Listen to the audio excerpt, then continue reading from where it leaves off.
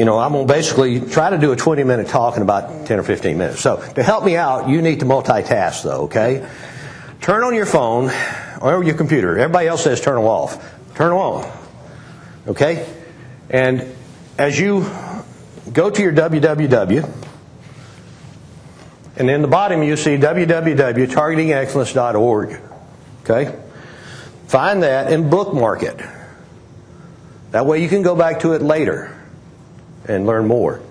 Also, if you're on that site and you can find it, I cannot always move through my phone as easily as I can my iPad or my computer, but if you can you'll find the people that were given scholarships this year listed, okay? Go to that and check it out. The students across the United States who received scholarships and the ones that were here in North Carolina. So I'd also like to recognize the committee members that are here today that work with Targeting Excellence in North Carolina. That's Joe Soloki, and I don't know if he's back in the room yet. There's Joe. Yep. We have Matthew Turner with Prestige, Dan Johnson, BI, and Michael Shields with Cape Fear. So let's give them a hand because they helped raise $40-something thousand last year in this state alone, okay, for scholarships. Now, the purpose of Targeting Excellence is to try to unite production systems with agribusiness companies, with universities or colleges, and that is to ensure the world's food supply by providing scholarships for students committed to food and animal production. The difference in this nonprofit versus a lot of others, we're really focused on ourselves. We're like looking in a mirror of who we're actually raising this money for. It's for people to replace us, people involved in food and animal production. There's a lot of good scholarship funds out there you can give money to. But if you give the FFA, and I'm not picking on the FFA because they're a great organization, but the money could go to Raising Roses in New York, which I'm glad that somebody got that money. But when you give money to Targeting Excellence, it actually goes to students that are involved in food and animal production, whether it be it poultry or beef cattle or swine or whatever. So to do this, our vision is to sponsor events that bring together professionals, leaders and agricultural business people, and the production systems, and with the institution of higher learnings, with the students. Now that's a key point here. We're trying to bring our industry face-to-face with the students in an event on a one-day deal so that they're not learning things by cell phone or just on the internet, but getting to know them. And the purpose of that is to build the personal relationships, exchange ideas, improve communications while raising scholarship dollars. Okay, a little background. The corporation was founded in North Carolina, received the 501c3 in March 2013. It is recognized by the IRS as a public charity. You mentioned that it's not-for-profit. It's actually a non-profit, and there is a difference. And the difference is not-for-profit means you can raise all the money you want, just at the end of the year you should show like a zero balance. A non-profit means that you're raising the money and you're truly giving it in a non-profit manner. You're not just spending it internally. What Hillary has is a not-for-profit, okay? What we have is truly a non-profit, okay? So to prove that, we actually share really what our financials are. You can see that we raised $142,000 in 2014. What we do is after expenses take the money that's left over and give most of that back for scholarships.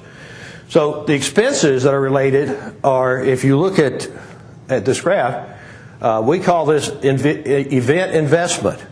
The events are where we bring the industry together. It does cost us money to put on those events. And we don't care what the events are, but the most popular event so far has been sporting clays. And everybody that knows me knows that I have a passion for it, so that's my preference. But it turns out it's kind of like the preference of the industry, too. A lot of people in the industry love to shoot clay targets. So Targeting Excellence only employs one person. That's a marketing person that helps with the keep up the website and so forth. And as you can see, a very small part is involved with general administration. We do keep some capital reserve to operate on the following year. Scholarships are awarded by a scholarship committee. That committee is made up of board members as well as committee members from the various regions. And scholarships, we try to reflect the people that gave the scholarships when we award the scholarships. So if we had mostly poultry people in a region giving money, we try to give most of that money back to poultry students. They have to be enrolled in a curriculum in the School of Agriculture, and taking production courses. And they have to express some desire to work in food animal production. So as we look at scholarships awarded in 2014, most of them actually go to four-year degree students.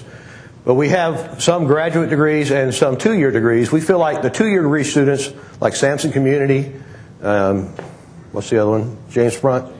All that money goes right back, all those students go right back into your production system, so we think that's a good investment. The degrees, though, the graduate degrees that are grad students in animal production, some part of it. It doesn't have to be nutrition. It could be reproductive physiology, any part of animal production.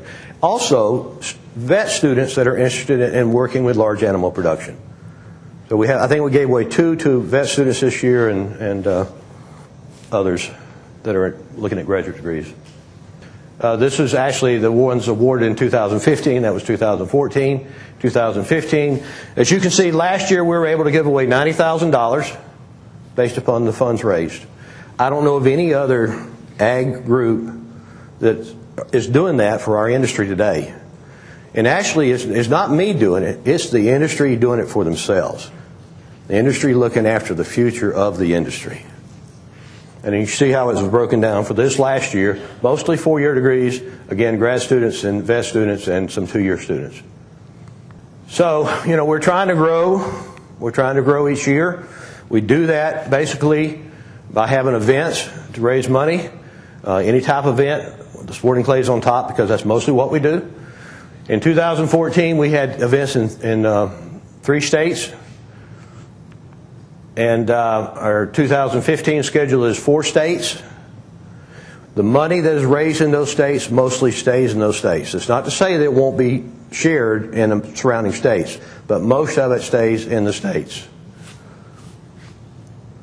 In 2016, we're adding 2 more states. We're adding Ohio and possibly Georgia. That's not to say we don't want to add Missouri, Arkansas, all the others. It's just that everybody doing this is doing it in as a not-for-profit way. Everything that we do as committees, as boards, it's all volunteer work. So we need all the people we can get to volunteer to expand. And so we have to set up new committees and train them in each state as we move from state to state. So we need everybody that can to support our fundraising efforts, to volunteer to help with the events, participate where possible. Basically, we say that, you know, successful students are going to result in successful industry. Scholarships will help to attract the students we need in our industry for future leaders. So we really need to show our support for these students. And, you know, the way we look at it, being successful in life, and everyone sitting in this room is successful, okay? You wouldn't be here if you weren't. But being successful is not just a solo act. It takes a lot of support from others and different types of support. The students need to know that there is a cast of others out here to support them. And what we do is make available on our website. If you found, anybody find the website? Some of you find it? Okay. You'll see that we've put down the people or the major contributors of the companies that are giving the money to support these students. We also list the students, and if you click on their picture, you get to see what their goals are, and we're going to take those pictures and people and link them to LinkedIn so that you can follow their careers after they receive the scholarships. So, you know, we're not only creating a situation where they can meet people, we're creating a situation where they can build their resumes for future employment, and you know who's receiving the scholarships and who you need to go out and hire for future employees. And we also recognize the people that are contributing by giving links. If you click on their little symbols, you'll find out what they're all about, and then there's a link to their website to learn more about their company. So, I'll thank you for the support. I'll say that, you know, this is part of a bigger movement called Feed the 9 billion. Everyone's heard that somewhere. They're expecting 9 billion people in the year 2050. So this is part of a way to do that. Jeffries at Lanco, I don't mean to mention another company here, but made a comment or posted a comment that says, in the next 40 years, agriculture will have to raise or produce as much food as agriculture has produced. Now I say agriculture has produced in the last 8,000 years to feed the people in the next 40 years. Think about that. We got to do in 40 years what we've already done as total amount of food produced totally by agriculture in the last 8,000. Now, 8,000 years ago, there wasn't a lot of agriculture, okay? They were hunting food and hunting meat. But that is a huge number, and I think it's going to take scholarship programs like this supporting our students to get it done. Anyway, thank you.